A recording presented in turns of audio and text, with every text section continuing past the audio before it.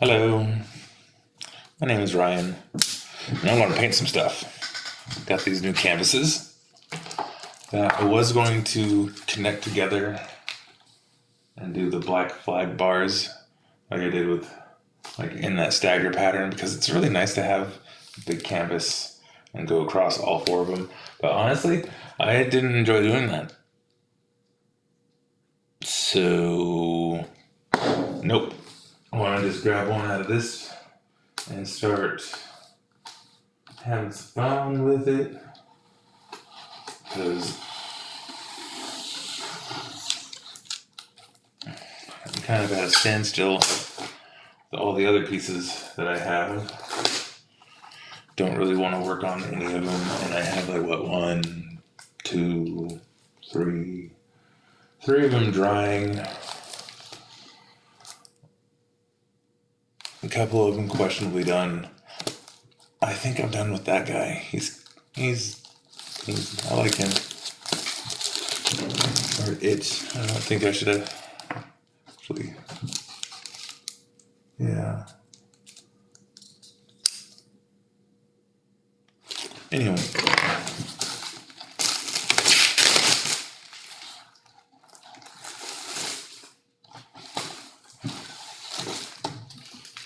This should be fun. Ooh, don't want to fall out on the wet canvas. There we go.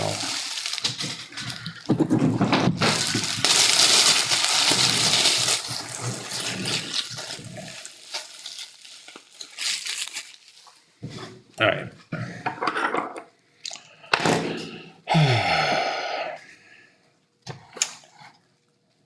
So, I've already done 2 videos, not really talking, and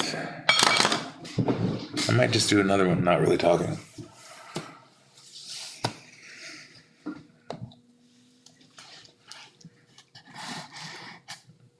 In fact,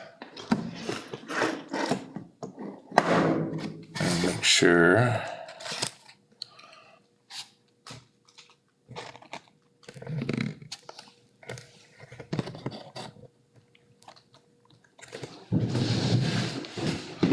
It's right there. Okay, so that's... Alright. Nah, she's gonna be being silly. Stop.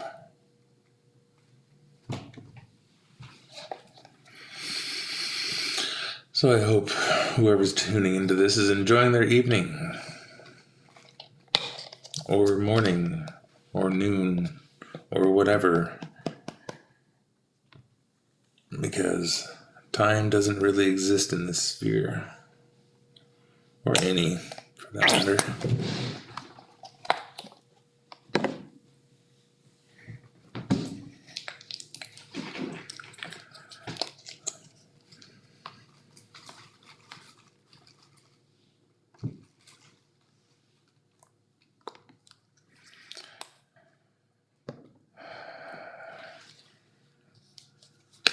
There we go.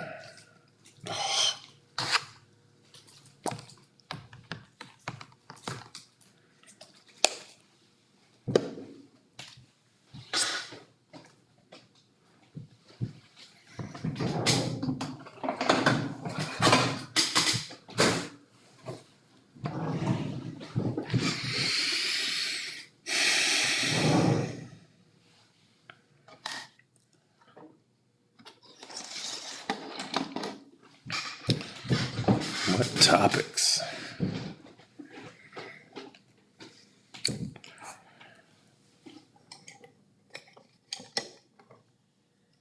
I mean,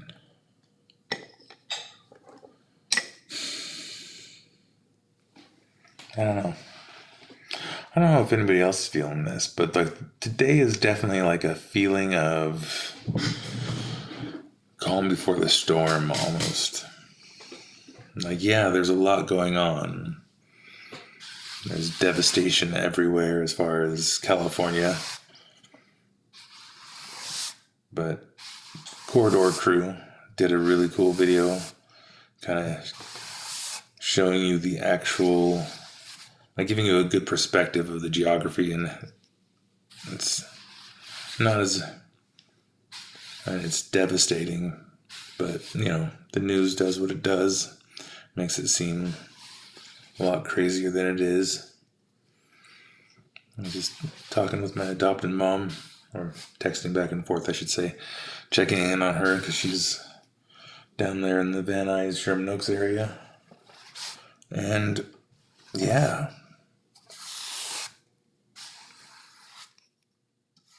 hopefully it's all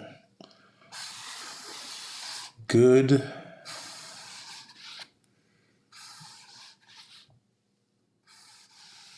If you're watching this, offers up in case it goes south. No idea how that would work, but I got space if needed.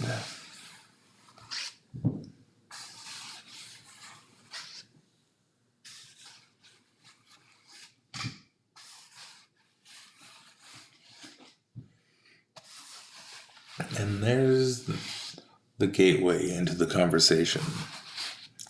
Adopted mom. I'm not adopted. I refer to her as my adopted mom because, as I mentioned in this algorithm, I don't know which one, the quick algorithm spirituality quick shot video.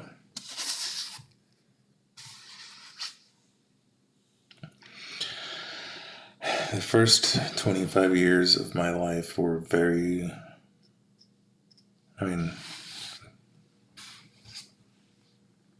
interesting.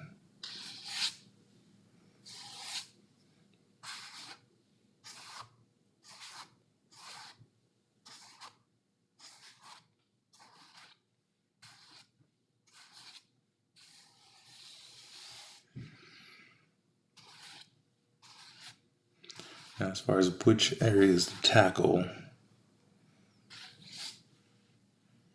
I have no idea at this point, because I'm definitely somebody who's guilty of being able to say something that's happened to them and not really think of it as traumatic and have the whole room kind of go, oh. So I'm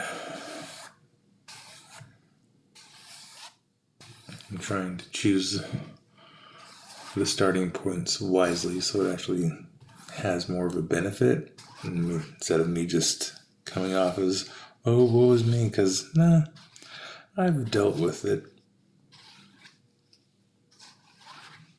I have the skill set to deal with any of the emotions that arise from it, if any are still lingering, which there's always going to be some lingering.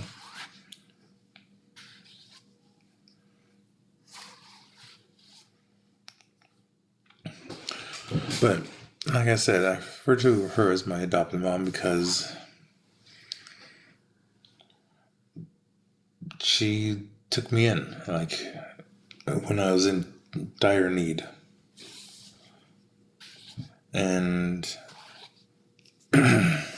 yeah, it was. So let's just talk about it, because I don't talk about this one, hardly ever. I don't think anybody that I know currently has heard that much of this story. Barely any of them even know that it is a part of my story. So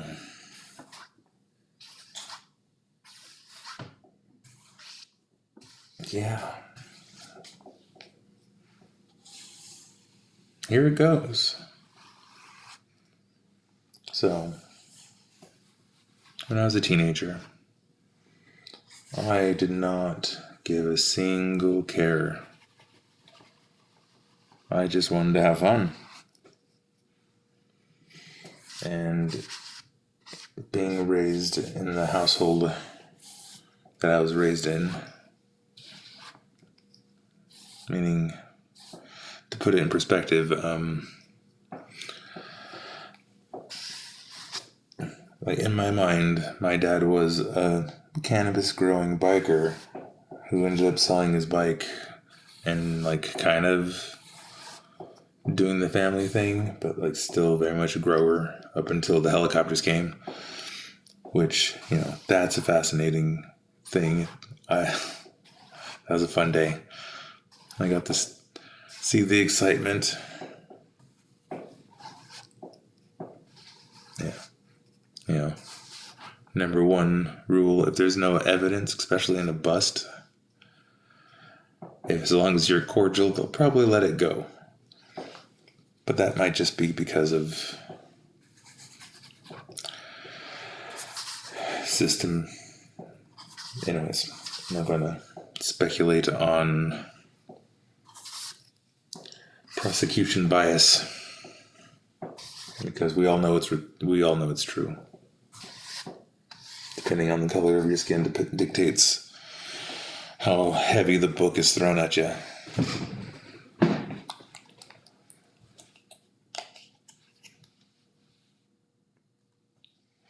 I learned that lesson young. I got mistaken for a Hispanic man, and they didn't even tell me anything. Next thing I knew, I had 12 cops throwing me to the fucking ground. And it's like, ooh. And no, that's just... And that was the only time. All the other times, they couldn't have been nicer. Didn't even get searched.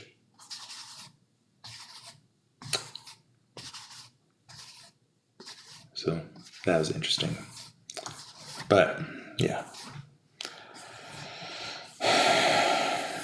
So, that day of the bust, my dad and my grandfather cut down the crop and threw it into the river. And by the time the sheriffs showed up, there's no evidence. And they're like, and I watched them going like, we know we're busted. We know we're done. You know, and something to that effect. And they didn't even bother looking. Because it was one of those situations where the sheriffs were up in the helicopter with binoculars, not a camera. And they were up there pruning. And according to my dad, it's like, my grandpa was holding the ladder while my dad was up there cutting things down. They look up and see and went, fuck, and started cutting everything down. So, like, they knew that there wasn't going to be evidence. And, yeah, anyways, tangent. And then another fun story from my parents as far as, like, type of environment. My mom, she had a wonderful story she told my friends on my 18th birthday when we were at the bar doing shots. And she's looked at my friends and told them straight up, it's like, you know, one time when he was 3, he got a hold of a bag of his dad's mushrooms. At the time, we didn't think he got into it, but now we see how he turned out. And like, and I'd never heard that story before. And I was like, really? You're going to drop that one? That was a good one. That was a good one.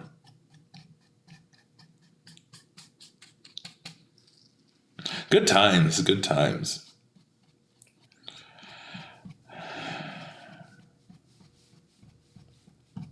So yeah, I was raised in an interesting environment.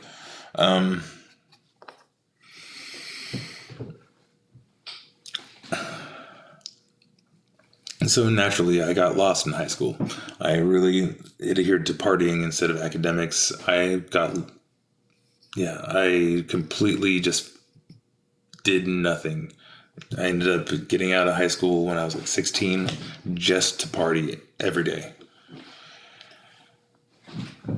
And it's weird. There's always going to be that demographic where age doesn't really exist. So like I was in the group of people that's ranged between 15 and 35.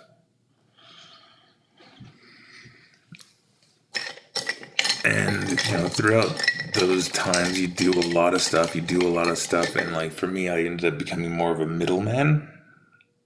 And, like, I didn't have to pay for anything. So I was just doing mass quantities of all sorts of things. And I eventually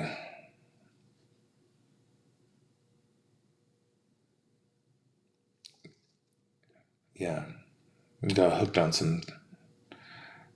that nasty methamphetamine. And it's weird how that one develops, because you don't realize it, especially in like that sort of environment. And it's funny, it's like, in retrospect, I can definitely sympathize with the Studio 54 crowd. Because a lot of them had similar stories, as like, didn't realize, like, I was just partying, I was just having fun, just doing this, and the next thing you know, like, I have an addiction. Back. But to get back to the adopted mom part and the true trauma that I don't like to talk about. So her daughter was Janine. Rest in peace. Short story. Detailed story. I met Janine when I was probably like 17. And she's captivating. Very intelligent, very on point, very much in your face, and didn't give a single fuck.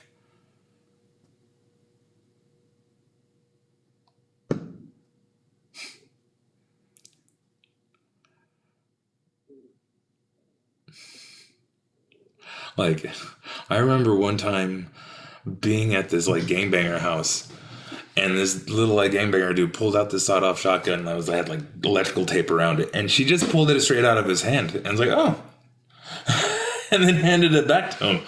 It's like, that was the type of woman she was.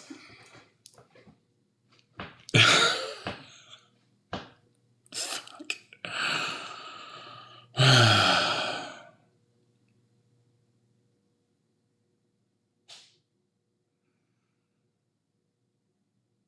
Yeah, I haven't thought about this in a while, and definitely haven't talked about it.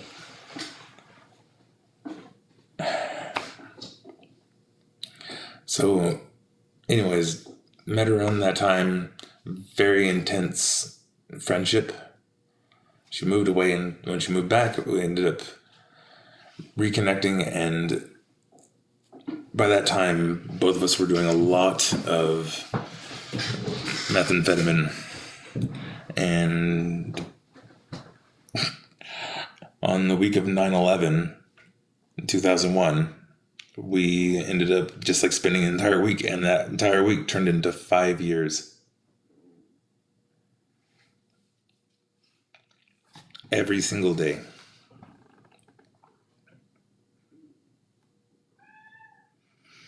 I mean, it's complicated. I have some serious,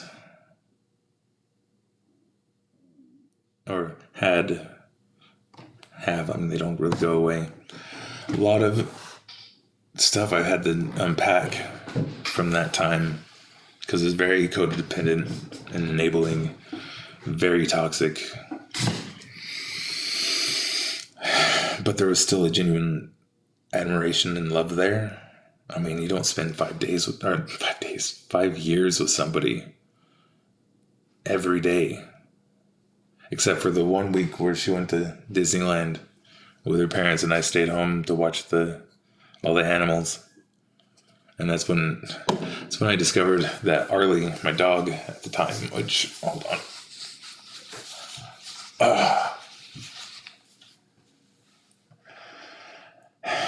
I discovered that he prefers to be under the blankets.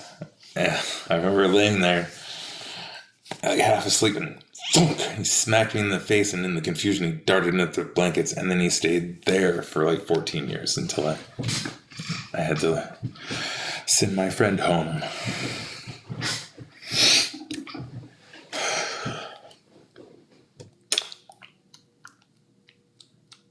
I swear, having to consciously put your dog down is probably worse than losing any loved one. Especially, yeah. But that is already kind of unpacked in a different video. Let me just take a moment to let that flow on by, and so I can get back on track with what I was actually talking about. I don't want to go with the violence yet. Save that for the climax.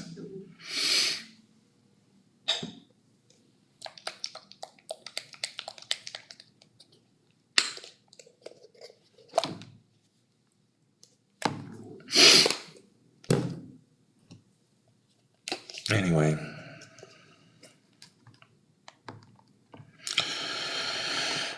in August of 2005, I should say that the addictions progressed into injecting it like every day. And it finally got to a point where it's like, I don't know what clicked in me, but I just stopped really, and I ended up tapering off. And in August of 2005, I quit. I haven't touched it since. I have no desire to touch it. It's vile, etc., etc. Don't do drugs. I'm technically, according to the Hume app, I'm like 10 years older than I actually am now, metabolically. And there's a lot of other health issues that I have to do and do a lot of maintenance on.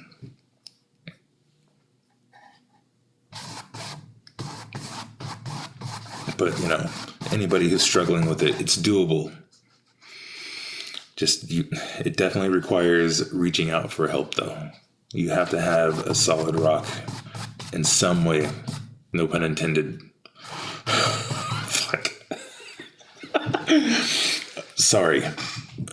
But, you need to have either a support program or somebody in your life, a friend, a family member, that's willing to go through the shit with you.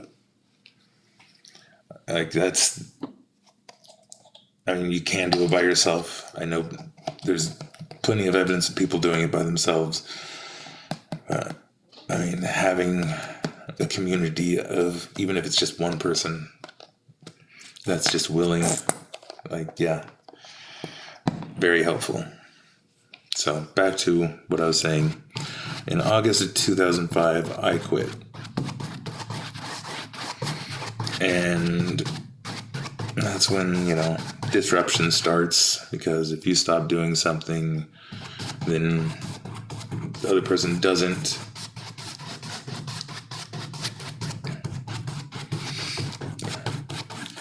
Now, I should put in here that Janine was a cancer fighter. I'm not going to say survivor, because she had thyroid cancer come back 2 times. And at that point, it seemed like it was coming back again, possibly. And she was working with somebody in Stanford, and it was a possible initial misdiagnosis of all things. But then she also had a doctor that was giving her morphine sulfate for pain, both extended release and instant release. And I know that she wasn't using as much, at least. I honestly didn't think she was. I don't know. I honestly don't think she was using as much, but she was definitely still using. Just keeping it very quiet. However, okay. So ramp up to June 2006. I've been sober for like almost 8 months at this point. And like her friend wanted to come over and spend the night, and I was like, I know that like this is when it's just like no, no, no, and I just didn't want to have any part of it. So I actually opted to like go spend the night at my dad's house.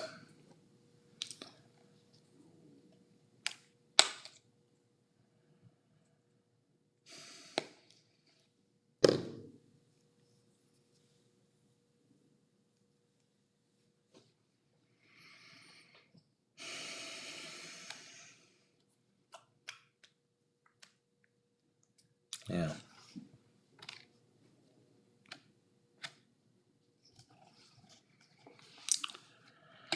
So next morning, looking forward, going back over and get that call from her mom.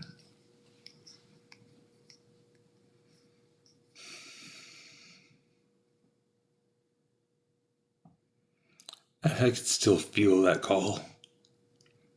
That sound coming through the phone.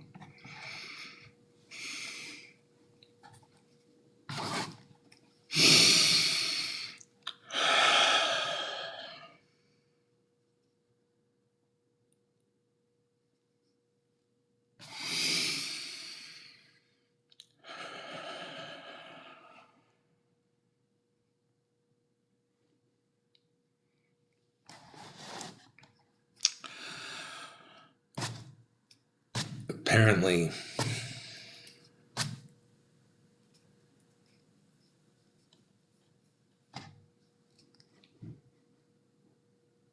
she had gotten up maybe in the middle of the night. We're not really sure.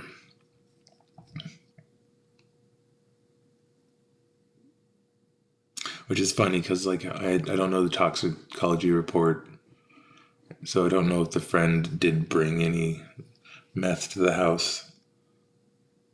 But the fact that they were sleeping kind of indicates no. So I was wrong, I guess. Which is fun. I never thought of that part until right now.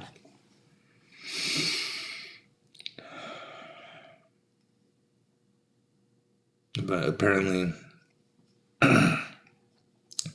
she took one of them too many of the morphine sulfates.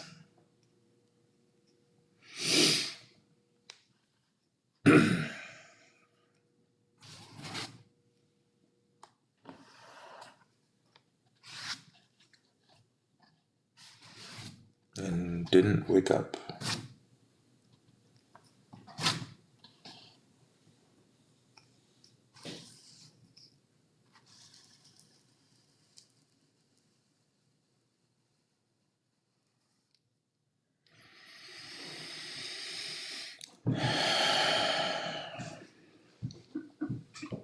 PTSD is a bitch.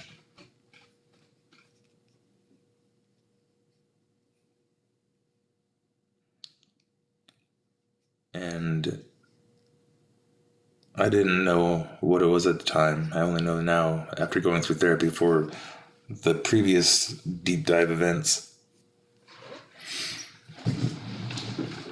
But yeah.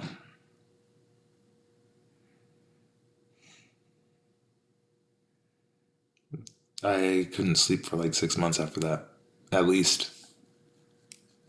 I mean, obviously I did sleep, but it was not pleasant. Every time I would close my eyes, I would see her laying in the casket and just be like, and then slowly, eyes open, slack jawed, slowly rotting in the worms and the maggots.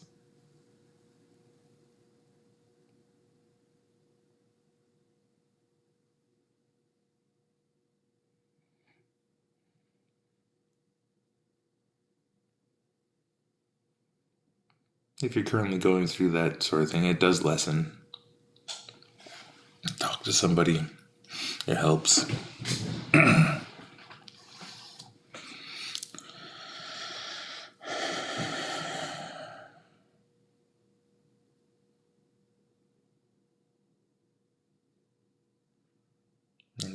That's why I call her my adopted mom.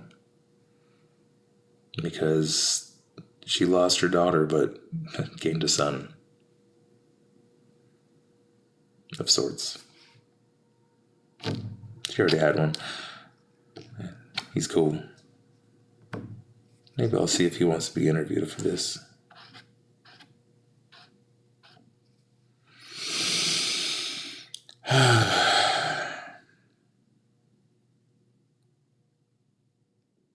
I do miss her.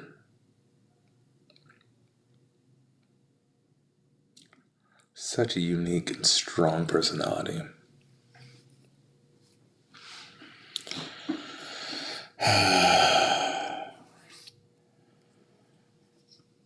Her Mustangs. Big dog. I miss that dog. Bosco was a good dog.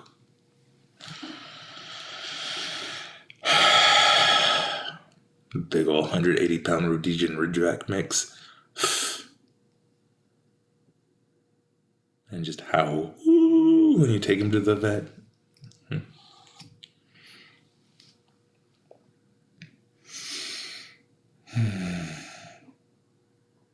These are nice. I really enjoy these. This is actually very helpful. So yeah, if you have any sort of trauma, put a camera in front of your face and a canvas. Start talking.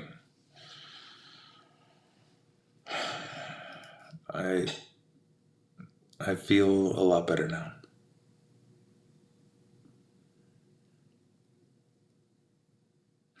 Now I should talk about like processing it.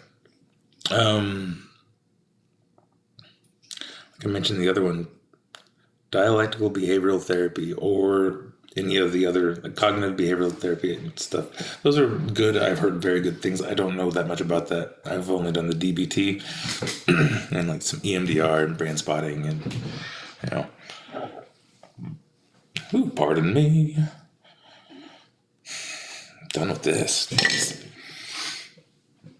But yeah, the PTSD effects as far as like the visuals, those lessen. My second time around, I didn't really have those.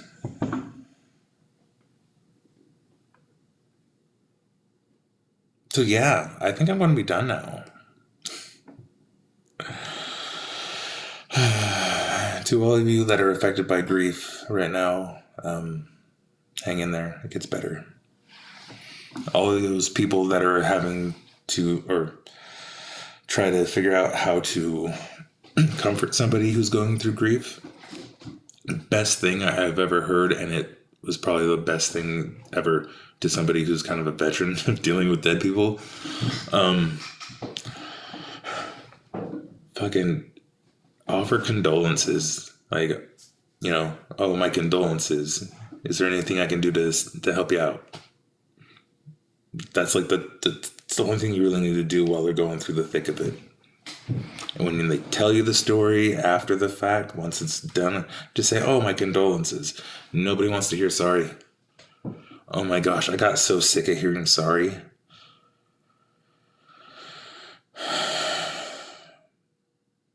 Ugh. But yeah.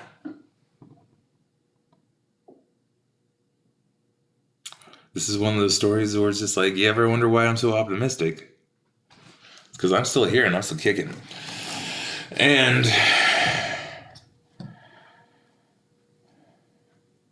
I mean, once you process death and its place in life,